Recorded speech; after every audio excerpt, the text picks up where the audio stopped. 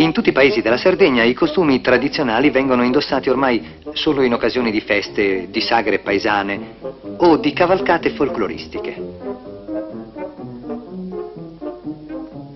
Solo a Desulo e in altri 2 o 3 paesi del centro lo si porta abitualmente anche nei giorni di lavoro.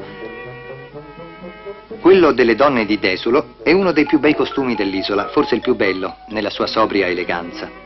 Di panno rosso, con guarnizioni turchine e gialle dalla balza della lunga sottana alla graziosa cuffia, ed è arricchito di bottoni di filigrana d'oro o d'argento. Le vedove vestono di nero con la camicia bianca a sbuffi. Non si vedono uomini. Anche qui sono fuori, in campagna, al pascolo. Questa un tempo doveva essere la condizione costante di tutta la Sardegna, paese pastorale e matriarcale. Alle donne era affidata non soltanto la cura della casa, ma quella dell'intera comunità. Anzi, la comunità stabile era, come ancora qui a Desulo, a Tonara, a Fonni, costituita dalle donne, regolatrici dei rapporti sociali, custodi delle tradizioni e delle memorie.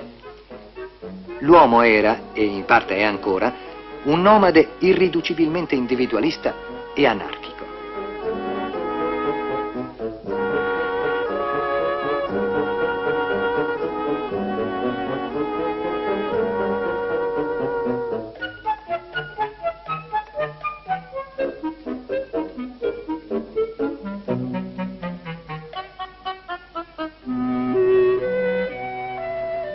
Questa ragazzina che passa, tutta compiaciuta della nostra attenzione, ci copre di insulti e ride.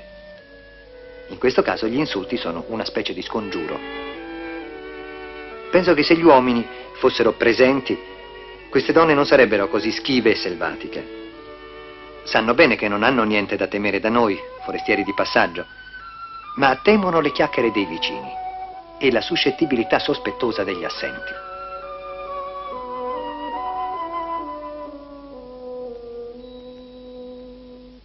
Il pane è una delle occupazioni più importanti della donna. Le donne in questi paesi dedicano alla manipolazione e alla cottura dell'alimento fondamentale le cure e le attenzioni che altrove sono riservate alla buona cucina. Il pane è la sola cosa che il pastore si porta da casa quando va a svernare in pianura. Una provvista che deve durare mesi e mesi. E costituisce anche il legame con la casa, con la donna lontana. Tutto ciò che riguarda il pane ha qualcosa di sacrale.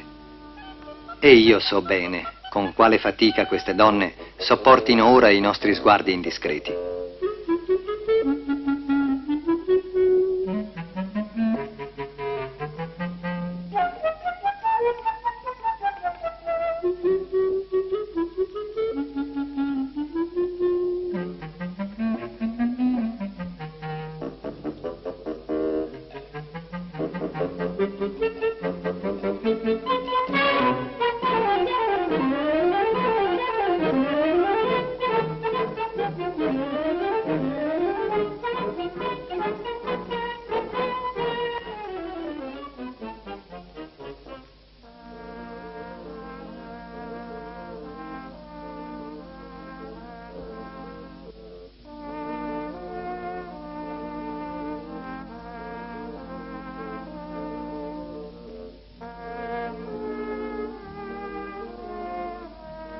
Lasciando Desulo, ci fermiamo a chiedere notizie di Antonio Casula, detto Montanaru, uno dei maggiori poeti dialettali della Sardegna.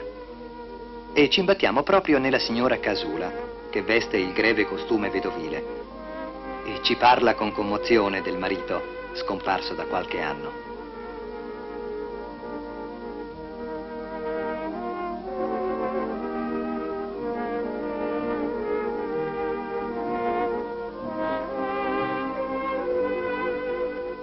Con questo saluto, civile e al tempo stesso irrimediabilmente distaccato e lontano, lasciamo Desulo e ci dirigiamo verso Arizzo.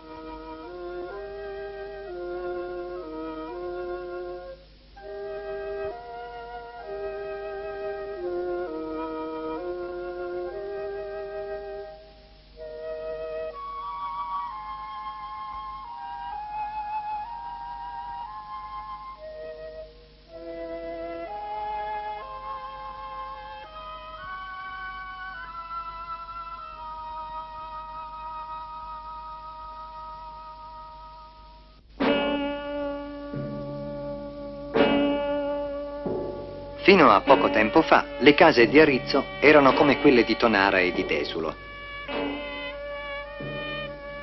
Ma oltre ai cucchiai di legno, gli arizzesi avevano un'altra fonte di guadagno. La neve che si accumulava d'inverno nelle loro montagne di Genne Crobu e di Funtana Cungiada. Essi la raccoglievano, la pressavano in grotte e depositi sotterranei e poi la vendevano a Cagliari e in altre parti dell'isola.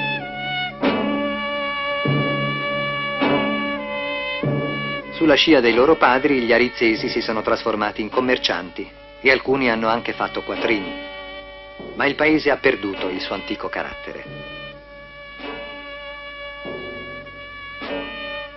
Seulo dista da Arezzo pochi chilometri e gli somiglia.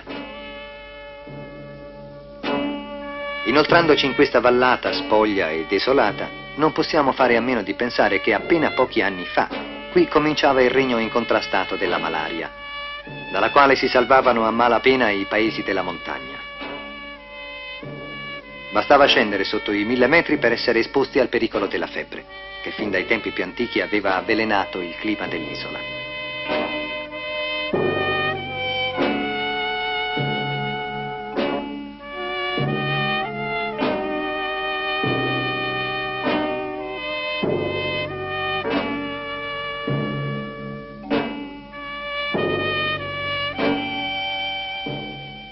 A mano che scendiamo verso Usassai, i boschi si fanno più radi.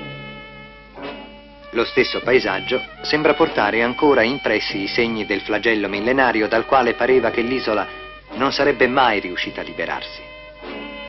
Ma la scienza moderna, la solidarietà e la tenacia degli uomini hanno compiuto il miracolo.